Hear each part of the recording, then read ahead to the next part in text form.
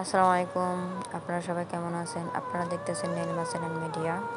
আজ আমি বানাবো চিকেন কাবাব। এর মাংসগুলো ঠিক এভাবে ধুয়ে পরিষ্কার করে ছোটো ছোটো করে কেটে নিয়েছি। আর এখন আমি দিয়ে দেবো 1 চা চামচের মতো গুঁড়ো লাল মরিচের ফাঁকি। আর দিয়ে দেবো এখানে 1 চামচ আর আধা চামচের মতো গোলমরিচের ফাঁকি।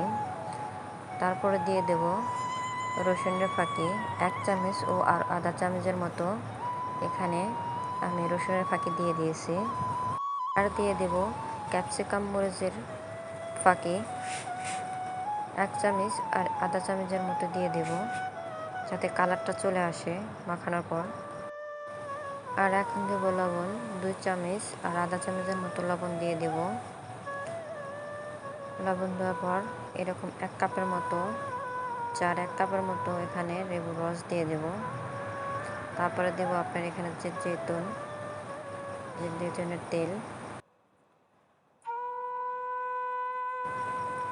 এখন আমি মাংসগুলো এভাবে মাখিয়ে নেব, সবগুলো মাংস।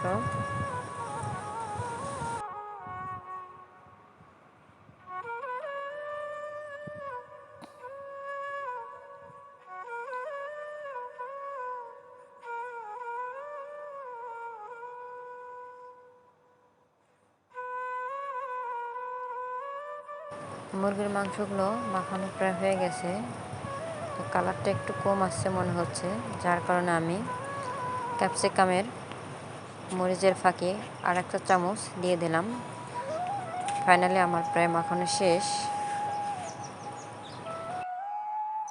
এখন আমি 4 ঘন্টার জন্য এটা ঢেকে রেখে দেব। 4 ঘন্টা শেষ হলে আবার এগুলো আমি বানাতে শুরু করব। 4 ঘন্টা পর ফিরে এলাম। এখন আমি এগুলো কাঠির মধ্যে মাংসগুলো সাজিয়ে নেব, আর ক্যাপসিকাম, আর এখানে আছে আপনার সাদা পেঁয়াজ। তো এগুলো আমি কাঠির মধ্যে সাজিয়ে নেব। আপনারা চাইলে এটা শিক পাওয়া যায় কিনতে, আপনারা শিকের মধ্যেও সাজিয়ে নিতে পারেন। তো সাজানো শেষ হলে তারপর আমি ভাজবো। তো দেখতে থাকুন আমি কীভাবে সাজাই। তো আপনারাও ঠিক কীভাবে সাজিয়ে নেবেন।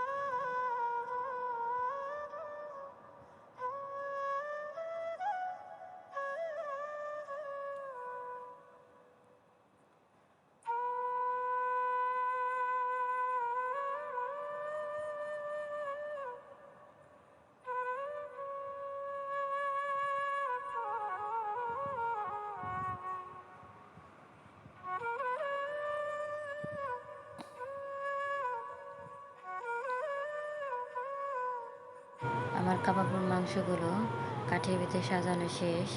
এখন আমি চুলার ভিতরে একটা কড়াই দিয়ে দেবো, তার ভিতরে একটা জৈতুন তেল দিয়ে দেব।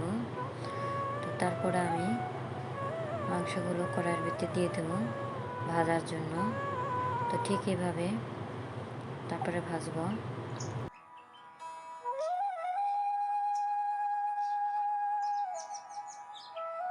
আমার কাবাবগুলো হয়ে গেছে ভাজা, এখন আমি উঠিয়ে নেব। ঠিক এরকম লাল হবে, তো তাহলে এই কাবাবটা হয়ে যাবে। তো আমার কাবাবগুলো ভাজা শেষ। তো আমি এখন একটা পাতিলের মধ্যে কাবাবগুলো সব উঠিয়ে নেব। যেরকম দেখতেও অনেক সুন্দর, কাবাবগুলো খেতেও অনেক সুস্বাদু। যদি ভিডিওটি ভালো লাগে তা অবশ্যই সাবস্ক্রাইব করবেন।